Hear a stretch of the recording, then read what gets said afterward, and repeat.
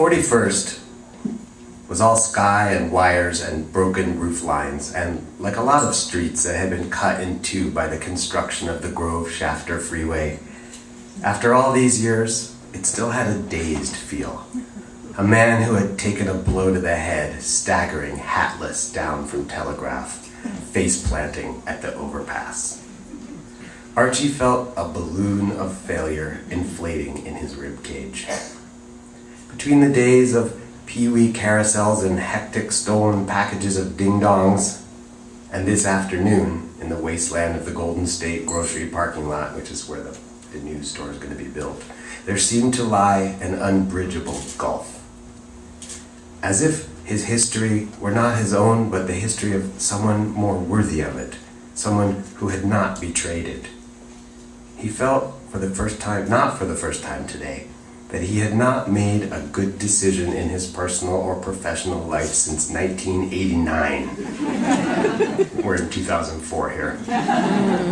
When he had accepted an impromptu one-night invitation to play a funkadelic show at the Warfield.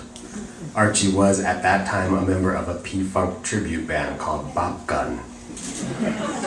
I should add, I've actually since been informed that George Clinton was not performing as Funkadelic in 1989. He was performing as the P-Funk All-Stars, so I got that wrong. He accepted this invitation to play a Funkadelic show at the Warfield after Boogie Mawson was laid up with a case of food poisoning. That was no decision at all, since a request from George Clinton was an incontrovertible voice from the top of a very high mountain. Archie was tired of Nat, his partner, and he was tired of Gwen, his wife, and of her pregnancy, with all the unsuspected depths of his insufficiency that it threatened to reveal.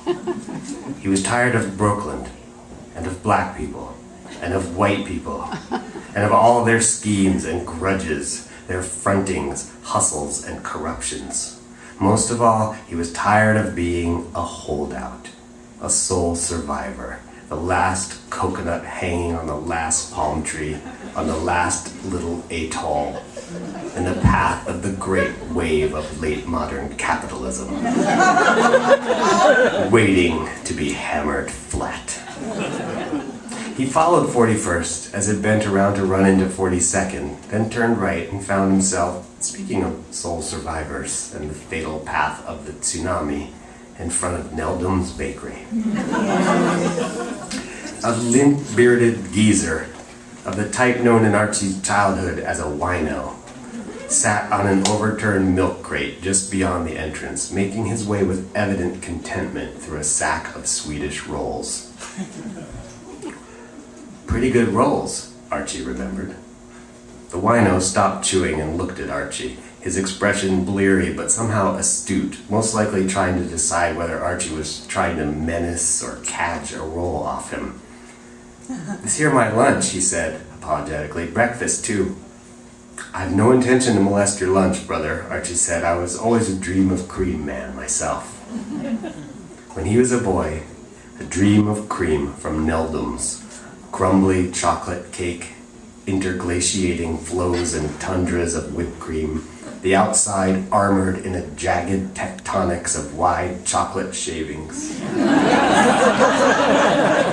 I've never had a visual aid before. That's pretty cool. Was a prodigy, a work of wonder, $5 no one could spare, spent annually by stingy but cake-loving ladies to celebrate the coming into the world of a fatherless and motherless fat boy. "Well then, go on in and get yourself one," the wino said. "Looked like you might could need it." "Maybe I could," Archie allowed. He entered the bakery with its curvy display cases and its pallid 80s palette of gray and pink. He breathed very deep, and the smell of the place, the olfactory ghosts of pine sol and caramel and long-vanished dreams of cream, filled him with a sense of loss so powerful that it almost knocked him down. The cakes and cookies at Neldum's were not first rate.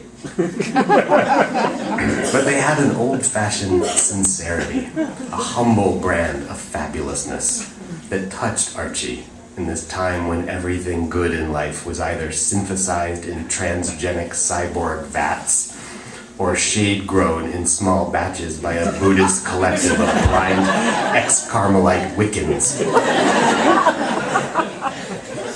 And now, word was that Neldham's, too, was slated to close its doors. "I need a dream of cream," he told the woman working the counter. She was a hard-eyed little Filipina lady with no time or patience for his sorrow. "Big one or small?" she said. Archie said, "Are those my only choices?" He ate half the enormous cake in the car, using a spork from Vic's chop, stained yellow with turmeric, that he exhumed from the deepest stratum of his glove compartment. He shuffled freely, emitting bearish sighs and exclamations, and found that the dream of cream was, like so few things in this world, almost as good as he remembered. This discovery, along with the anticipated charms of sugar, fat, and chocolate, buoyed his spirits and steeled him sufficiently to confront with customary heedlessness his melancholy retail fate. He left the half a cake not yet required in its pink cardboard containment unit under a stack of newspapers on the passenger seat and wiped his mouth on the back of a parking ticket that had, like the fate of Brokeland Records, fallen victim to the Stallings moral code of studied negligence. Whatever, he told himself.